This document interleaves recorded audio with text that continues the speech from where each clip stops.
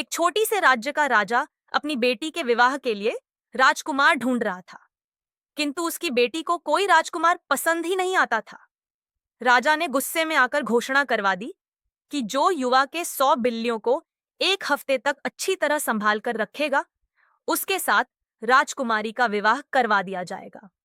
घोषणा सुनकर एक गरीब सिपाही, जो दूसरे राज्य का था, जिसका नाम था अमर, ईश्वर का नाम लेकर अपना भाग्य आजमाने राजमहल की ओर चल पड़ा। रास्ते में अमर को हरे रंग की एक छड़ी मिली, जिस पर लिखा था कि मुझे लेने वाला किसी भी पशु पक्षी पर पूरा नियंत्रण रख सकता है और मनचाहा भोजन पा सकता है। अमर ने तुरंत उसे ले लिया, जैसे मानो कि मनचाही ख्वाहिश पूरी हो गई हो। राजमहल पहुंच गया और राजा से कहा, महाराज, मुझे राजकुमारी से शादी करनी है। मैं राजकुमारी का हाथ मांगने आया हूं। गरीब अमर को देखकर महाराज ने मुंह बनाकर सोचा, इस गरीब के साथ में अपनी राजकुमारी का विवाह क्यों करूं? उसने, महाराज, कहा, तुम मेरी शर्त जानते हो ना? ध्यान रहे, हफ्ते भर में एक भी बिल्ली भाग गई तो तुम्हें आजीवन कारावास की सजा हो जाएगी।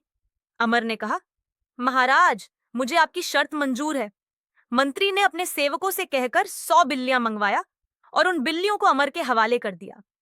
अमर ने छड़ी घुमाई और तेज आवाज में बिल्लियों से कहा, सावधान, आगे चल। राजा आश्चर्य से देखता रह गया। बिल्ली अनुशासित होकर सिपाहियों के टुकड़े की तरह उसके पीछे पीछे चलने लगी। राजा ने रानी से कहा, लगता है यह जीत जाएगा। मैंने तो बस राजकुमारी को डराने के लिए ऐसी घोषणा करवाई थी। हमारी फूल सी बेटी, इस गरीब सर एक गरीब सिपाही। रानी ने राजा के कान में धीरे से कुछ कहा। दूसरे दिन राजा भेष बदलकर अमर के घर पहुंच गया। अमर अपने घर के पास बिल्लियों को घुमा रहा था। राजा ने अमर से कहा, अरे बेटा, तुम्हारे पास तो बहुत सारी बिल्लियों हैं। एक बिल्ली मुझे बेच दोगे क्या? बहुत सारा धन दूंगा। अमर गरीब जरूर था, पर बुद्धू नहीं। वह राजा को पहचान लिया। उसने कहा, मैं आपको बिल्ली बेच तो दूंगा, पर उससे पहले आप एक काम तो कर दो। राजा ने बोला, हाँ, जरूर बताओ। मुझे बहुत जोरों की भूख लगी है। पास के बगीचे से कुछ फल तोड़ लेट तो अच्छा होता। राजा को बहुत गुस्सा आया, पर कर भी क्या सकता था। राजा को कम करने की आदत नहीं थी, पर बेचारा फल तोड़कर लाना पड़ा। जब फल राजा ने अमर को दिया तो अमर ने कहा, सुनो भाई, मेरे हाथों में चोट लगी है। मुझे फल काटकर खिला दोगे क्या? और फिर बिल्ली ले जाओ। राजा ने बड़े बेमन से उसे फूल खिला दिया। अमर ने एक बिल्ली राजा को दे दिया और बदले में उसे एक सोने का सिक्का मिल गया।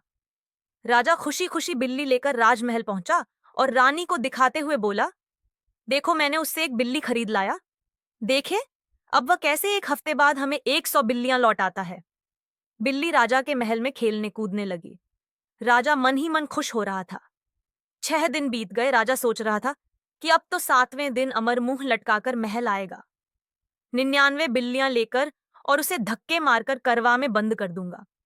लेकिन राजा की खुशी देर तक टिक ना सकी। 7वें दिन सुबह अमर ने अपनी छड़ी लेकर बिल्लियों के साथ महल जाने से पहले जोर से कहा, राजमहल में घूम रही बिल्ली, मेरे पास आओ। बस फिर क्या, बिल्ली चुपके से भाग गई। अमर 100 के 100 बिल्लियां लेकर दरबार में पहुंच गया। राजा देखकर हैरान हो गया और सोचने लगा, इसके पास पूरी 100 बिल्लियां कैसे आ गईं? राजा ने भरी दरबार में अमर से कहा, तुम्हें राजकुमारी से विवाह करने के लिए अपनी बुद्धिमानी को प्रमाणित करना होगा। तुम्हें बातों से भारी 2 टोकरियां मुझे देनी होगी।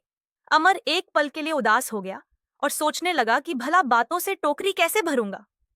लेकिन तभी उसके दिमाग में एक उपाय आया और उसने राजा से बोला, खाली टोकरियां मंगवा दें। शुक्रिया आने पर अमर ने एक टोकरी का को उठाया और जोर जोर से कहने लगा, मैं एक दिन बिल्लियों के साथ खेल रहा था। तभी महाराज खुद एक व्यापारी बनकर मेरे पास आए और मेरे आदेश पर हुए बगीचे से। अमर दरबार में आगे की बात बताने ही वाला था, इससे पहले राजा बोल पड़ा, बस बस बस। टोकरी भर गई।